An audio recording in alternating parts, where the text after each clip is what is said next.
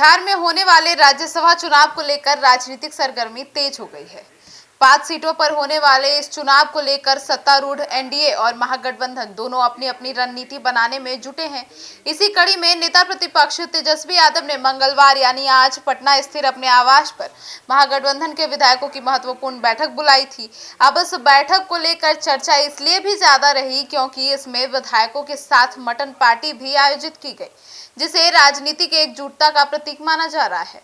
जानकारी के मुताबिक इस बैठक में महागठबंधन के कई दलों के विधायक शामिल हुए और राज्यसभा चुनाव को लेकर रणनीति पर चर्चा भी की गई।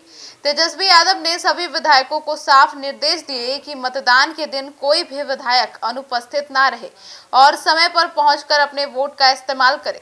उन्होंने कहा कि राज्यसभा चुनाव में हर एक वोट की अहमियत होती है, इसीलिए किसी तरह की चूक नहीं होनी चाहिए।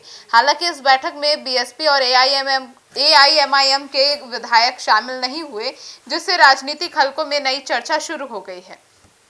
तेजस्वी यादव ने इस दलों को भी बैठक में आमंत्रित किया था क्योंकि राज्यसभा चुनाव में इनका समर्थक महत्वपूर्ण माना जा रहा है, लेकिन इन दलों के विधायकों के नहीं पहुंचने से महागठबंधन की रणनीति पर सवाल उठने लगे हैं।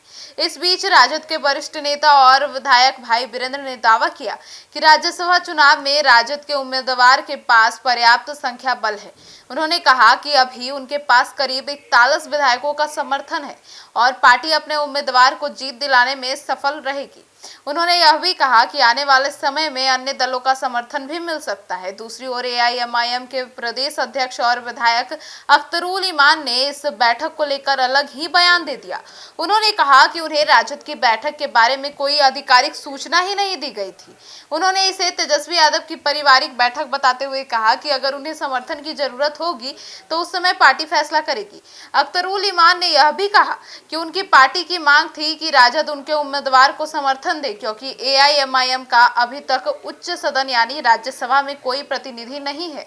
अब राजनीतिक विश्लेषकों का मानना है कि अगर एआईएमआईएम और बीएसपी का समर्थन महागठबंधन को नहीं मिलता तो राजद उम्मीदवार के लिए मुकाबला कठिन हो सकता है।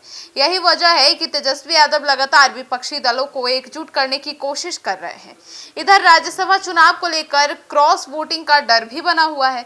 महागठबंधन के कुछ नेताओं को आशंका है कि मतदान के दौरान कुछ विधायक पार्टी लाइन से हटकर वोट कर सकते हैं। खासकर कांग्रेस के कुछ विधायकों को लेकर ऐसी चर्चाएं चल रही है। अब इस वजह से कांग्रेस भी अपने विधायकों को एकजुट करने के लिए लगातार बैठकें कर रही है। वहीं सत्तारूढ़ एनडीए गठबंधन 4 सीटों पर अपनी जीत लगभग तय मान रही है, जबकि 5वीं सीट के लिए मुकाबला काफी दिलचस्प माना जा रहा है। वर्तमान में खाली रही 5 सीटों में से पहले 3 एनडीए और 2 महागठबंधन के पास थी, लेकिन विधानसभा के मौजूदा संख्या बल के आधार पर समीकरण बदलते नजर आ रहे हैं। अब कुल मिलाकर बिहार का यह राज्यसभा चुनाव केवल सांसद चुनने तक सीमित नहीं है, बल्कि यह राजनीतिक ताकत और गठबंधन की एक बड़ी परीक्षा बन गया है। आने वाले दिनों में यह साफ होगा कि किस दल की रणनीति सफल होती है और किसे नाराजगी और नुकसान का सामना करना पड़ता है।